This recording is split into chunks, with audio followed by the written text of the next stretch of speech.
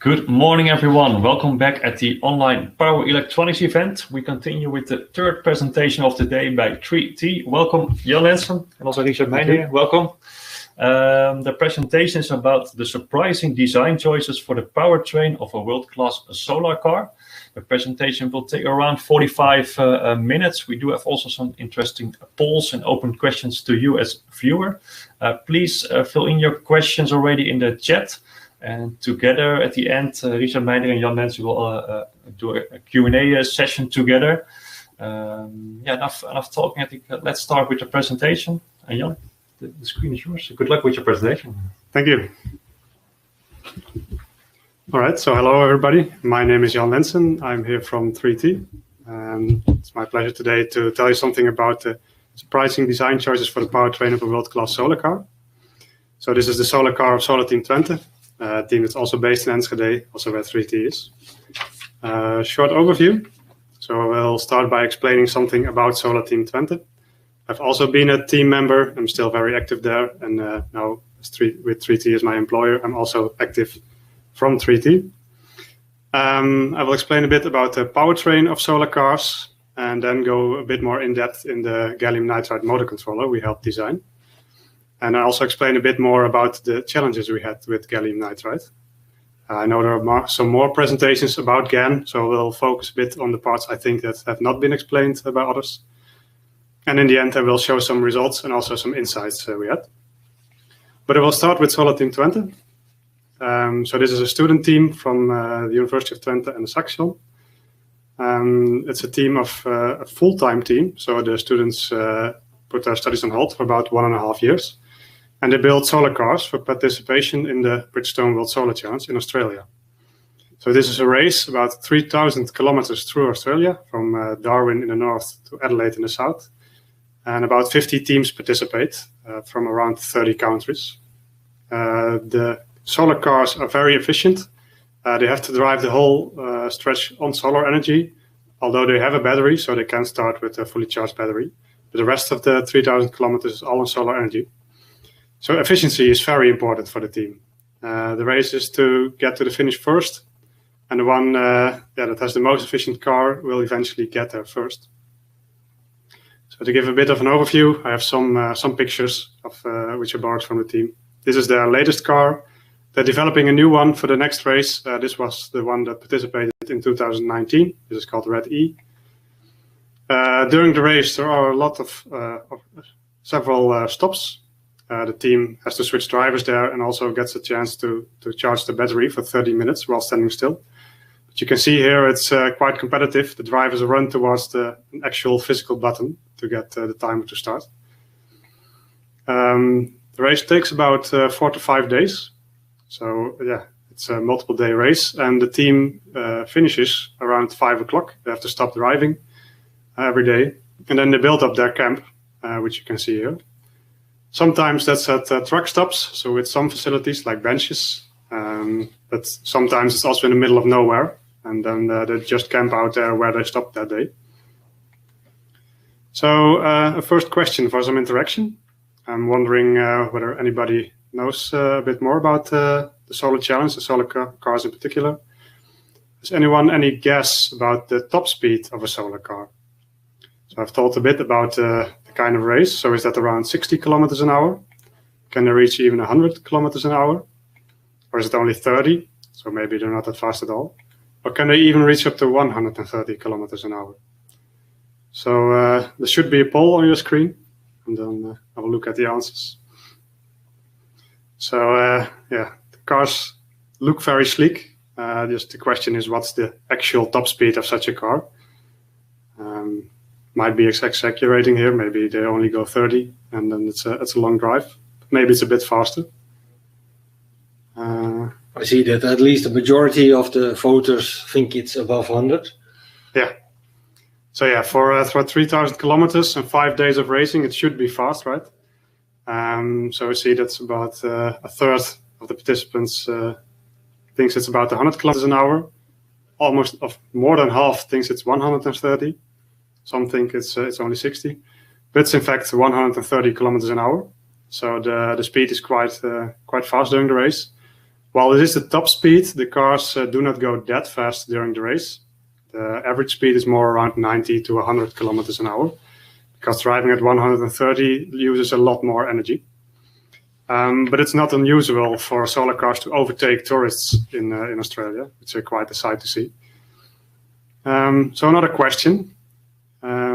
At that top speed, so at 130 kilometers an hour, what is the required power of such a car?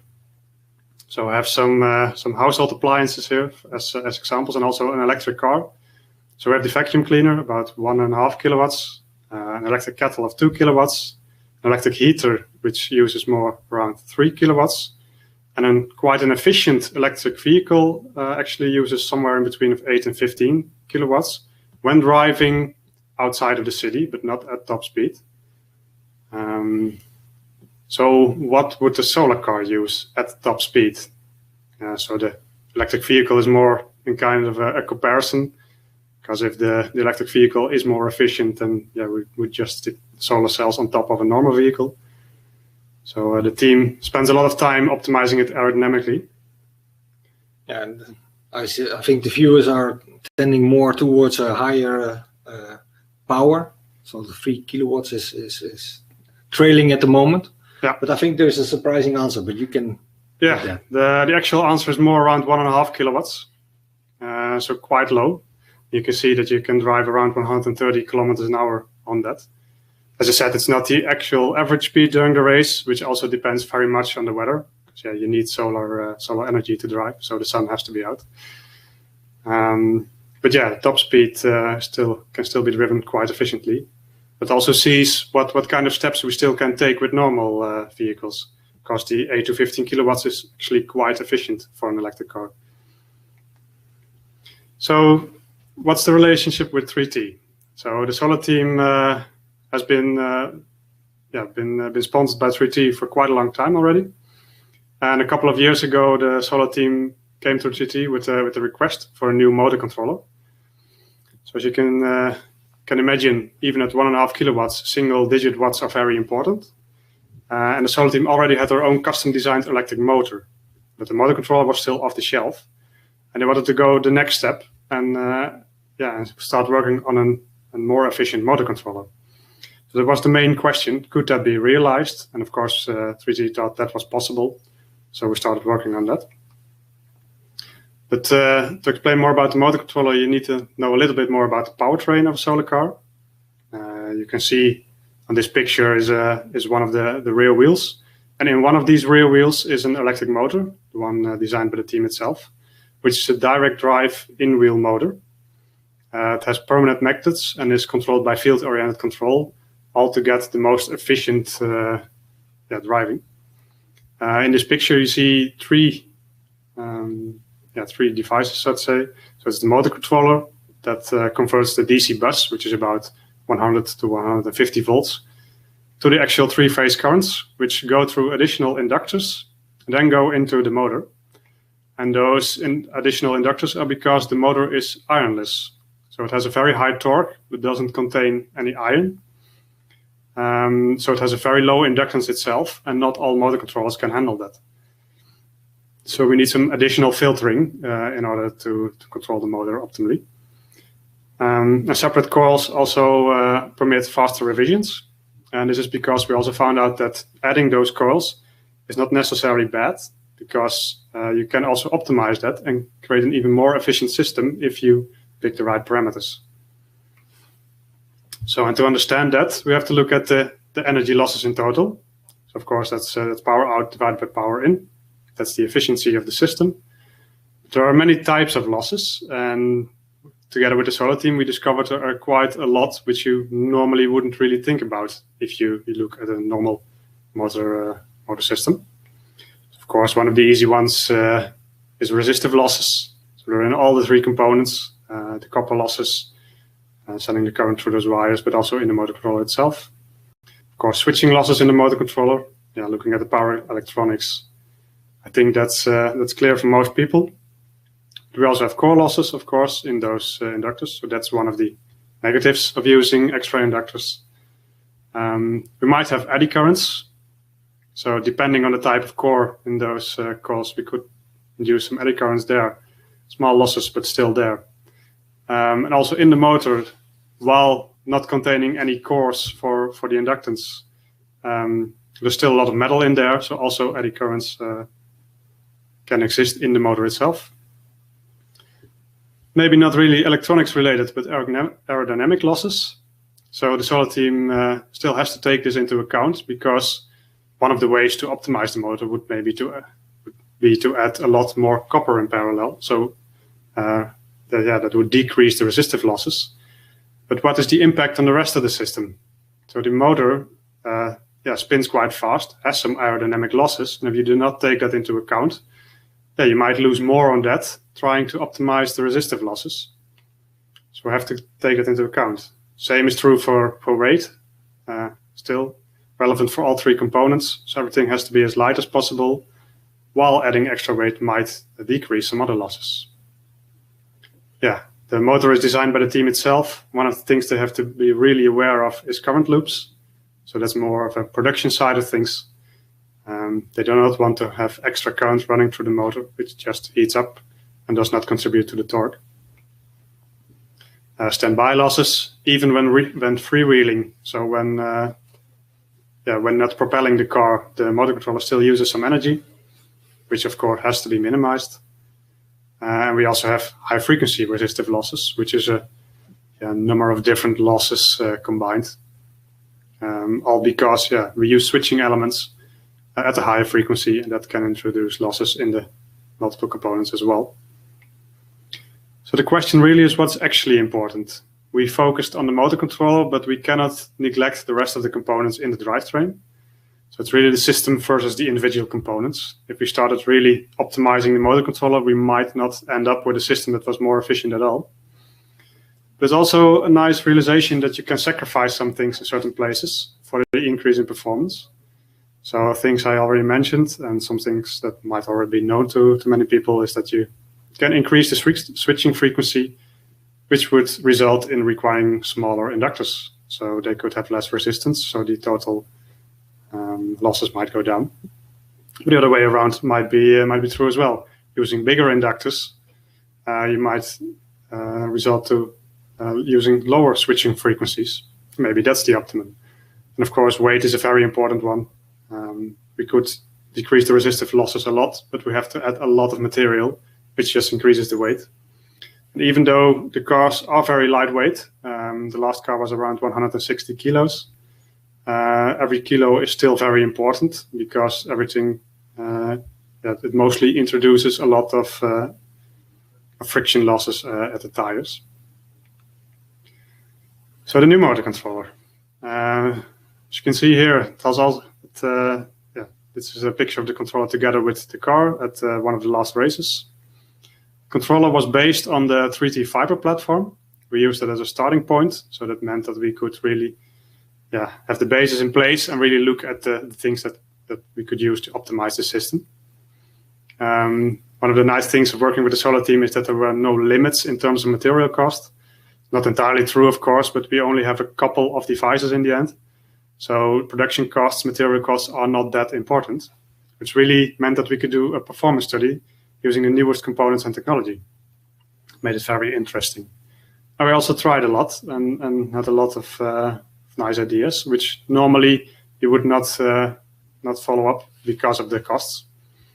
And in terms of the requirements, we were looking at a motor controller that could use up to 65 volts. And also could output 140 amps of current. So quick calculation shows that it's quite a lot of power. But the thing is that, when the car is driving normally, as you can see in the picture, it usually requires around 10 newton meters of torque to keep driving. So that's not a lot of power. But if at standstill, the car still has to go up a hill. And then you already use about 5 times as much torque, which is also translates to about 5 times the same current. So that's the main challenge in designing this controller. The actual nominal power is very low, but it should be able to deliver quite a lot of current. So the current system at Solar Team is already more than 96% efficient from battery to wheel. so from the storage to actually driving. And that's split over the motor controller, those coils, and the motor. So why did they want to improve the motor controller even more? So calculation might show why this is important to them. So what really is important is the effect over the long distance. The race is 3,022 kilometers long. So yeah, for example, driving that in 36 hours would require an average speed of 83.9 kilometers an hour. And going a single % faster, so 84.7 kilometers an hour, not that much faster, would already result in 19 minutes of gain during the race. So the team calls that race minutes. 19 race minutes has been gained. So they arrive at the finish 19 minutes earlier. Although driving at higher speeds, the losses increase substantially. That's not a linear, that's a more quadratic relation. So driving 1% faster requires a lot more efficiency increase, so more than 1%. So having told all that, can anyone guess how much faster the team will arrive at the finish when they use our optimized motor controller? So yeah, it's probably less than, it's about 4% that they can still gain. So it's around 96% efficient at the moment. So maybe you can do some quick calculations. Of course, you need to know the actual power loss driving at such high speeds. But still, I think the answer is quite interesting. I don't know if any answers have come in yet. I don't see any answers on the chat. So if there is somebody who did the calculation quite fast, then I propose that they will send the answer through the chat, and we can check if you're right. Some guesses are also all right. So it's is it in the order of seconds, maybe minutes, maybe even hours? So I think everybody's still calculating, but maybe you can disclose the answer. Yeah, I get an answer from Bert van den Berg, 10 minutes. Around 10 minutes. Well, it's actually quite close. So the actual answer is a secret, so the team doesn't allow me to share that. But some quick calculations show that's in the order of around 10 minutes, indeed. These pictures are not of the finish. They're one of the control stops after about 1,000 kilometers. And you already see, even though all cars stay there for only 30 minutes, they're all very close together. And one of the scoreboards show a difference between the number 1 and number 2 of 12 minutes, which actually decreased after that. But and there have been finishes of the race. So in Adelaide, after all those distances, which only had a couple of minutes between the competitors. So those race minutes are very important for the team, and that's all they focus on the whole year. So how did we try to realize that? So as I already told, it's based on the motor control is based on gallium-nitride. This gave the best figure of merit for our application, and we saw the potential to reduce the system losses by about 50%. It's also a very interesting technology, still is being developed the last years, which we saw firsthand. There are some things available today which weren't when we started the development. So starting again, we would probably do some things differently. But it's still very interesting to be part of that development. So the challenges we saw with gallium nitride. I'm also interested, are there people in the public that have already designed something with GaN or even sold a product using gallium nitride? So we started doing designing with gallium nitride a couple of years ago. Have made some products, some systems. We have seen that there are a lot of challenges, but you also can realize some really nice things. And sometimes it's the only way to go if you really want to get that performance that you require. So from the answers, I see that many people do not have experience with GaN. There are some who do, which is also expected at Power Electronics.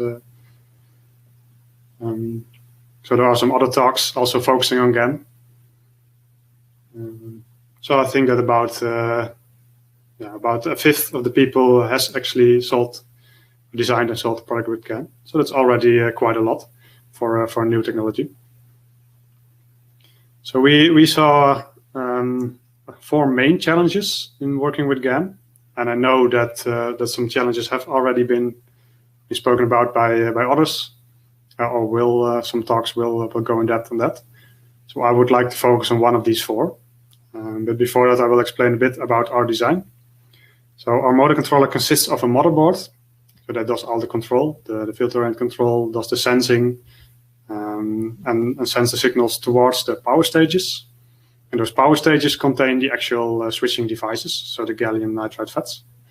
And those power stages are glued to an aluminum base plate, which is then screwed to a heatsink. And that's the whole stack, which you can also see in this picture of the realized motor controller. And because we have such high current requirements but low nominal power requirements, we have many FETs in parallel. So that was one of the challenges we had to face. This, of course, is related to the layout as well. Many people might already know that that layout with GAN is quite a challenge, but doing it right might result in great results. Cooling is a challenge. The components are necessarily quite small, which is also something we found out, that cooling is a difficult challenge when using GAN. Such a high power density is difficult to cool, especially when you have to also have to really look at the layout for signal integrity. This all comes together in the design of the gate driving. And this is something I wanted to talk a bit about a bit more. So our challenge was to have a half-bridge driver which could handle 165 volts. So a 3-phase motor controller is in the basis is a system with 3 half bridges, which are controlled to create the currents for the 3 phases of the motor. So we have a bottom FET and a top FET, but the top FET, the gate signal is referenced to the switching node, so one of the 3 outputs of the motor controller. So compared to the ground of the motor controller, high voltages will be seen there. So we needed a gate driver that could keep the gate voltages of the components within the tolerance specified by the datasheet. And the type of these devices we used could only go up to gate voltages of about 7 volts, which is lower than most silicon MOSFETs. That was quite a strict requirement, but the optimal driving voltage was also more than 5 volts. So it's a very, very small margin. But we needed a driver that could handle that, and even up to voltage of 165 volts. So when we started, a gate driver wasn't available. I know some are now. But again, we then had to use an isolated driver for the high sides. And there might be other reasons why not picking an integrated half-bridge driver is for your solution. For example, the speeds, you want more control over the speeds, or the single driver has better performance than the half-bridge driver in total. It really depends on what is available. And in our case, the half-bridge driver wasn't even available. So we had an isolated driver, but then using many FETs in parallel was one of the challenges we faced. Because all the FETs have to be driven. So what we came up with is a single isolated world, but we used a single driver per FET. This is really the advantage of working with the solar team and having the resources to design something like this. Because in many normal applications, a single driver per FET would be quite expensive. It still is, but for the solar team, it was acceptable because we only made a couple of motor controllers in total. And we used a single isolator. In this case, we, as you can see in the picture, we have a FET with a gate driver very close, so we could keep the gate loop very small. That is because during switching, all the main current will go through the source of the device, and that has some small inductance. And at the switching speeds of GAN, which is in the order of a couple of nanoseconds, we can actually create quite a voltage drop over these connections. So one of the solutions the device we chose had was to have a source sense pin, which is used in more devices.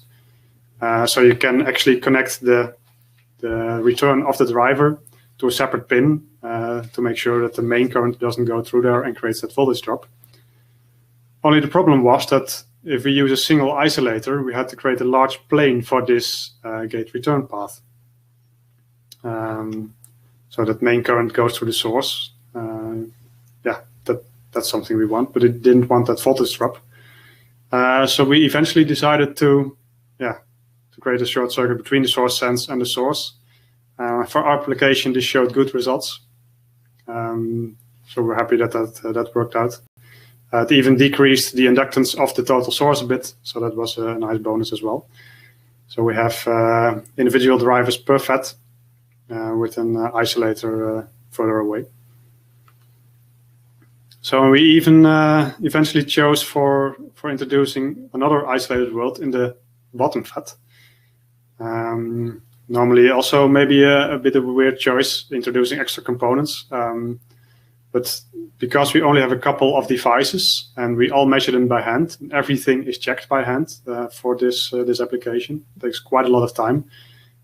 We actually really have precise timing at the moment. There's not a lot of spread between components in terms of timing, but the maximum values can differ quite a lot. By all measuring that over the application, we found out that we had quite a strict timing, and we could use that to decrease the dead time in the end. So that's one of the reasons why we also chose to isolate the low side.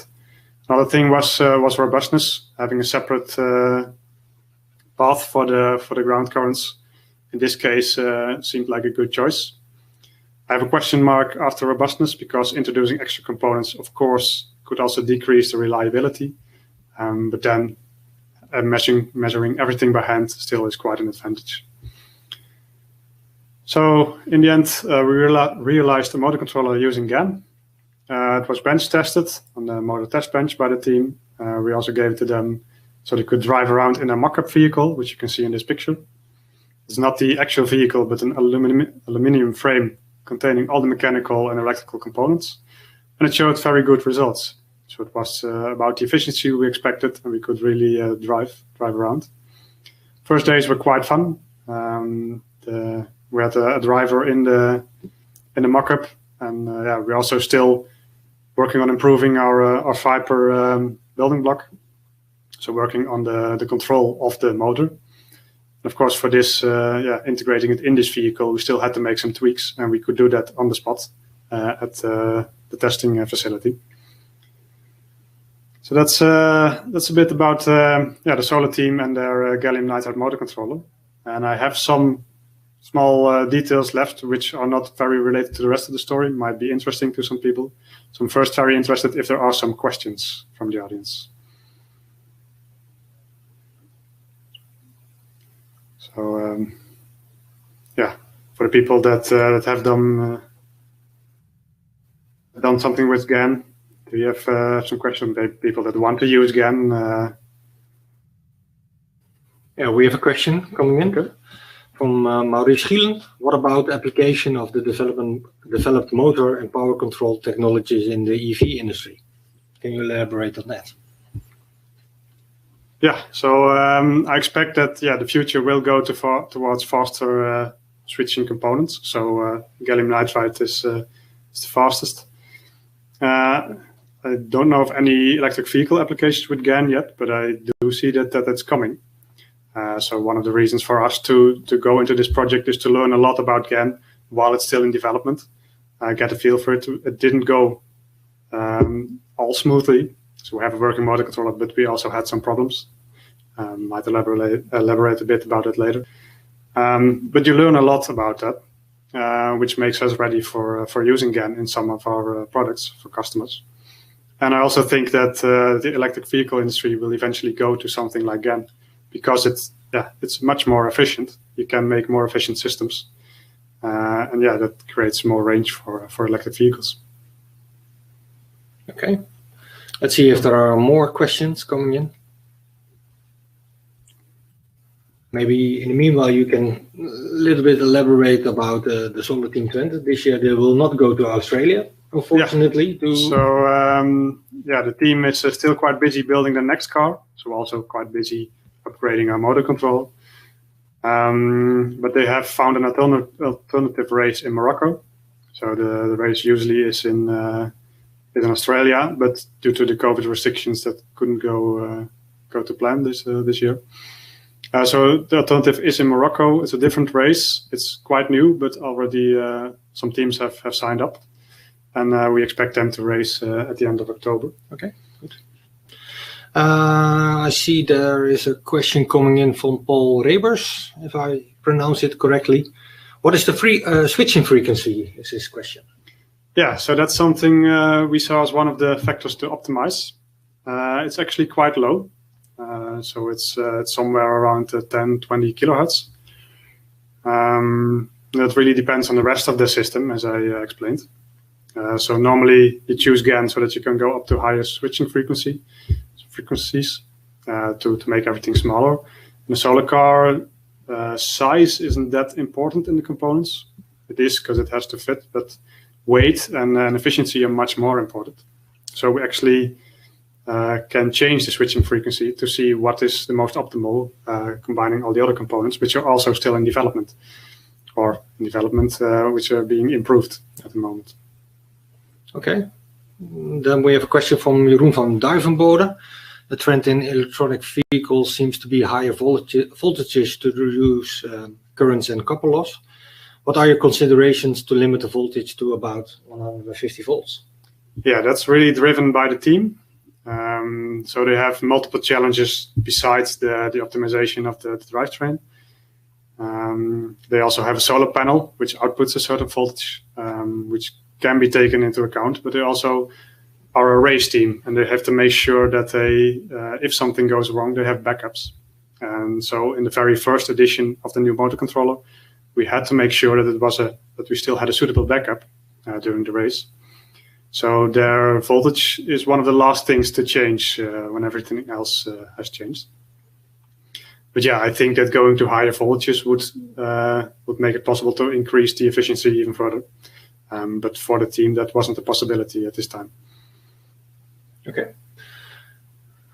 Maybe there's time for one more question. So if there is somebody that still would like to ask Jan a question about the solar Team Twente, or maybe something about 3T, that can also be done. And please post your question in the chat.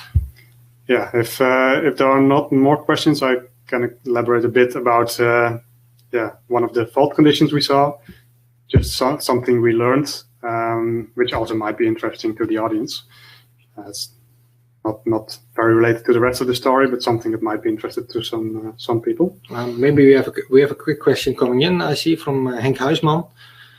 Do you have any issues with magnetic components? Well, we're still the components are being improved, designed. So the main challenges are in the development. I don't know of any issues in practice. But yeah, it's difficult to improve a lot. So there are very small gains in the magnetic components mostly. Okay.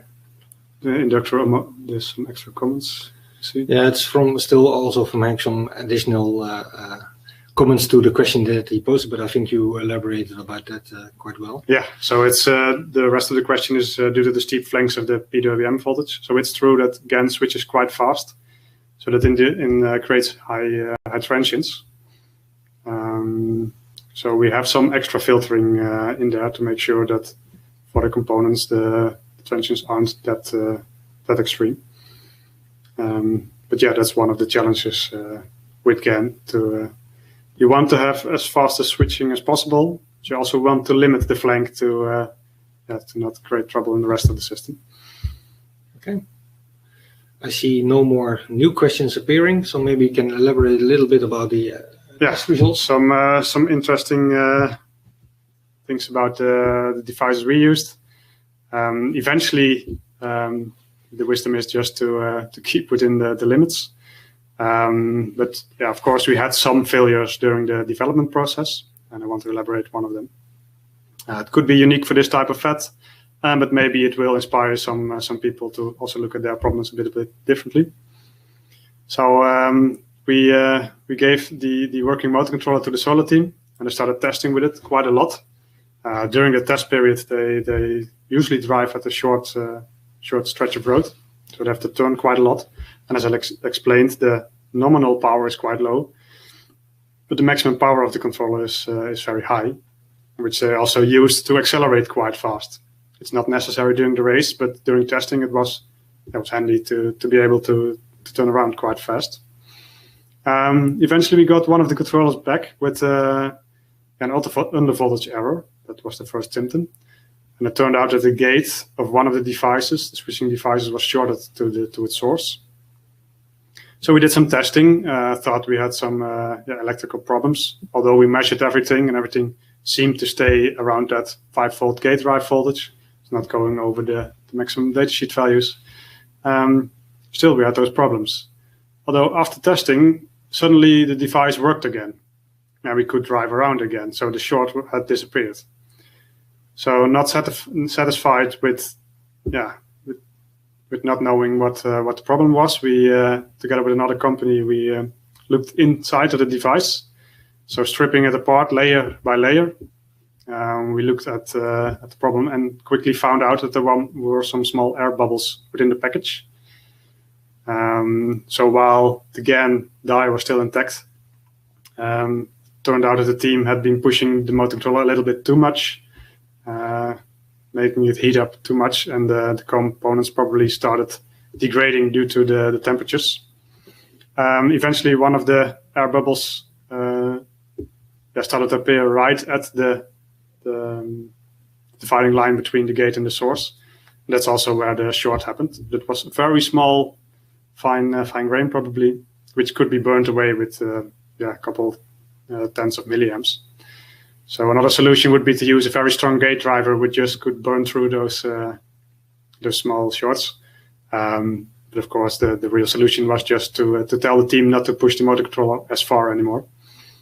And then the motor controller has been used during a race and several more testing days. So I thought that could be interesting to some people. Might be device specific, might be something related to something you're experiencing. If you really go in depth, you eventually can solve it. So we successfully realized a motor controller with GAN. So I don't know if there are any more questions. There are two more questions that came in during the last slide. One from Chitte van der Ploeg. Did you apply EMC filters? So yes, there's a bit of EMC filtering on there. Okay. So due to the fast switching speed. Yep. And then the final question is from Hans Welschen. How did you monitor the working of the FETs in parallel? Yeah, so we looked at the group in total. So we do not monitor individual devices. We look at the driving voltages, and that way we could eventually find the phase in which the problem occurred, and then manually find the actual problem. Okay. I think that were the questions for today. All right. So to conclude the presentation, this of course was a one-off product. 3T really supported the solar team in the development, but it's a product they intend to use. They have already used. But many of the solutions we found, and we also thought that the team members could also be used in applications in silicon or even silicon carbide power electronics. Again, has some more advantages next to the efficiency. So we really used it to get a more efficient system. But using these devices, you can also create much more precision by switching faster. One of the products we use it in is our Pepper building block. So it's a very, very high precision power amplifier. But you can also use it to decrease the size of your products. What we really found is that GAN is very useful for the more challenging applications at this stage. But we also see that it's becoming much more integrated and really much more easier to use due to the several components that come into existence. Okay, well that was my presentation about the gallium-nitride motor controller of the solar team. Thank you for your attention. Yeah, you mentioned in the presentation some building blocks from 3T, the Viper and the Pepper. For those who are interested in that, they can turn to the 3T website and look under the menu solutions. There you will find a description of these building blocks, so you can have a look at that. And if you would like to have a quick talk or chat with Jan or Bert van den Berg, our technology manager within the company, then drop us an email at info@3t.nl, and we'll make sure that it will get answered. Okay. Right. Switch positions. Yeah, also from our side, thank you very much, Jan. Thank you, Richard, for the presentation. We will share the presentation also afterwards in the replay version. If you fill in the evaluation form, that will pop up any minute. We will ask you to let us know how you like the event. You can also do it later, of course, when you follow more sessions. But if you is this the only session you followed, or maybe followed earlier session, please fill in this evaluation form so we can continuously improve our event. This is the last session of this morning.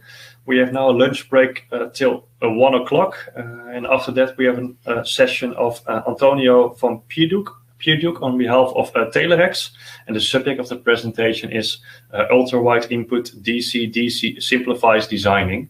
You can still register for this session or other sessions we have today and tomorrow via the Power Electronics website.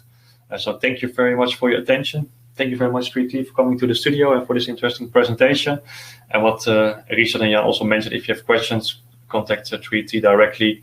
Contact details are behind us, and also will be shared, of course, in the replay. So thank you very much for your attention. Have a good lunch at this moment, and see you later in the program. Thank you very much.